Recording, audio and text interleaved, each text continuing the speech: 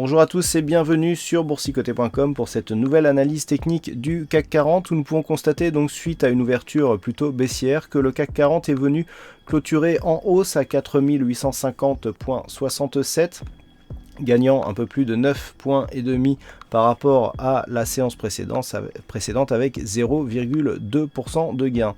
Donc un CAC qui confirme ici le contact avec le retracement des 23,6% de Fibonacci et avec la bande de Bollinger inférieure. A noter que la moyenne mobile 20 exponentielle avec laquelle le CAC n'avait plus eu de contact depuis le mois de décembre de l'année dernière, a validé cette moyenne comme zone de résistance. Ce jour, nous avons aussi la zone des 4857 points qui, après avoir été support ici sur cette phase, est validée comme résistance sur la séance du jour. Donc cette séance, même si elle est haussière, elle manifeste vraiment la phase de stabilisation que le CAC 40 connaît actuellement. On a de nombreux signaux donc, qui vont en ce sens, ne serait-ce que le contact avec le retracement des 23,6% et surtout le contact avec la bande de Bollinger supérieure qui invalide le suivi direct de cette dynamique haussière. Toutefois, tout n'est pas perdu puisque malgré la forte hausse que nous avons connue ici sur cette phase, le CAC 40 ici ne vient valider qu'une phase de retracement à 23,6% de Fibonacci. Sur les indicateurs techniques, nous avons donc la confirmation de cette phase de consolidation sur le RSI qui reste ici en zone neutre. Le stochastique continue lui aussi à descendre. Le MACD confirme la poursuite ici de la dynamique baissière. Par contre, ce qui est intéressant de constater sur les volumes, c'est que les volumes qui interviennent sur les rares séances haussières de cette phase de consolidation sont supérieurs à la moyenne par rapport aux précédentes séances qui elles étaient baissières. Cela constitue un petit pré-signal ici d'une possibilité de rebond à partir de ce contact ici. Du point de vue de la volatilité, on a toujours une volatilité assez faible, même si celle-ci se place au-dessus de la moyenne qui se situe à 0,75% donc de volatilité en intraday. On a à peine au-delà de 1% sur cette séance. Donc on le voit. Du point de vue donc des indicateurs et notamment la volatilité qui faible, qui favorise plutôt les poursuites de dynamique haussière, on a des petits signaux ici qui pourraient aller vers une phase de rebond. Toutefois, il faudrait pour confirmer celle-ci que la moyenne mobile 20 exponentielle ne s'impose plus comme zone de résistance pour que le CAC puisse reprendre ici un chemin haussier.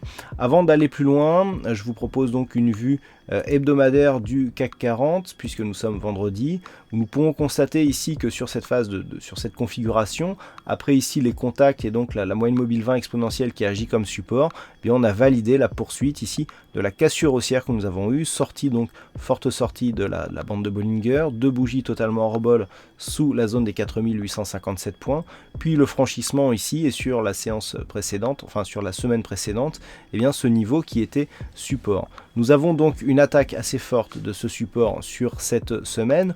Malgré tout, au regard de l'intégralité de la dynamique, là aussi nous pouvons constater qu'il n'y a que peu de retracements. Je ne vais pas vous tracer les retracements puisqu'ils seront exactement identiques à ce que nous avons en daily. Donc actuellement, on a une configuration assez similaire. Du point de vue des indicateurs, nous avons donc le RSI qui reste ici en zone neutre, le stochastique qui reste en zone de surachat. Seul le MACD confirme ici son retournement qui avait été constaté la semaine dernière. Du point de vue des volumes, c'est assez équilibré. Donc on le voit par rapport ici à la vue daily. On n'a que peu de signal d'une éventuelle phase de consolidation qui pourrait s'accélérer à partir de cette configuration. Donc la semaine prochaine, il faudra surveiller un éventuel retour ici au-delà des 4857 points. Si les cours venaient à valider ici ce niveau comme zone de résistance, effectivement, on pourra aller dans le sens de l'analyse journalière qui pourrait valider une poursuite de la phase de consolidation avec notamment un objectif ici sur la zone intermédiaire des 4770 points.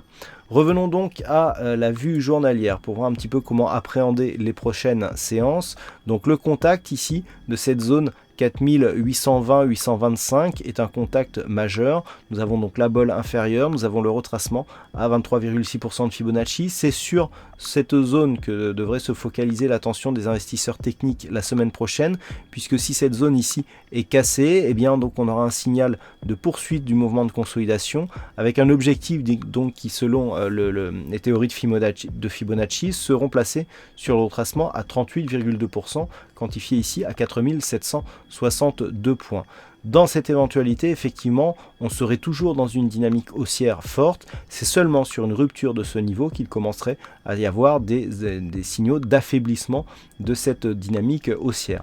Attention aussi à cette zone des 4789 qui se situe à proximité de ce retracement à 38,2% de Fibonacci. Pour retrouver une vraie dynamique haussière, il faudrait dans un premier temps que cette zone de retracement ici à 23,6 soit conservée comme zone de support. Si les cours repassent ici au-dessus des 4857 points, comme nous l'avons vu sur la vue hebdomadaire, eh bien on pourra à ce moment-là recommencer à anticiper une poursuite du mouvement haussier, puisqu'on aurait donc inscription d'un point haut significatif, retracement à 23,6 et retour sur le point haut. Mais c'est seulement au-delà ici des 4930 points que l'on pourrait valider une poursuite du mouvement haussier. Voilà ce que l'on peut dire donc sur l'analyse technique du CAC 40 sur cette vue journalière. Et donc il y avait un fixing sur cette session et c'est Titeuf qui gagne, donc Titeuf 007 qui gagne aujourd'hui. Bravo à toi Titeuf. Concernant les statistiques techniques, donc nous avons un nombre d'occurrences assez moyen et malgré ce nombre d'occurrences, eh bien on est à 50% de probabilité d'avoir une bougie haussière ou baissière avec un tout petit avantage pour une probabilité baissière avec un peu plus de conviction donc sur le sens baissier. Voilà, et bon, concernant une petite information, vous avez été assez nombreux à me demander où étaient passées les analyses techniques du Forex. Alors, vous n'êtes pas sans savoir que la loi Sapin 2 encadre maintenant d'une manière beaucoup plus stricte tout le contenu sur le Forex. Effectivement, selon la manière dont est interprétée la loi, eh bien, une analyse technique sur le Forex peut être considérée comme de la publicité indirecte pour ce genre de produit qui est désormais strictement encadré. Donc tant que je n'aurai pas l'assurance que ces analyses peuvent être faites sans être considérées comme illégitimes, eh bien je mettrai en suspens donc ces analyses. Et pour reprendre un terme désormais qui risque d'être connu, eh bien je vous propose CAC First, voilà. Allez, je vous souhaite donc une bonne soirée, bon week-end, et on se retrouve dès la semaine prochaine pour d'autres analyses techniques sur le site boursicoté.com.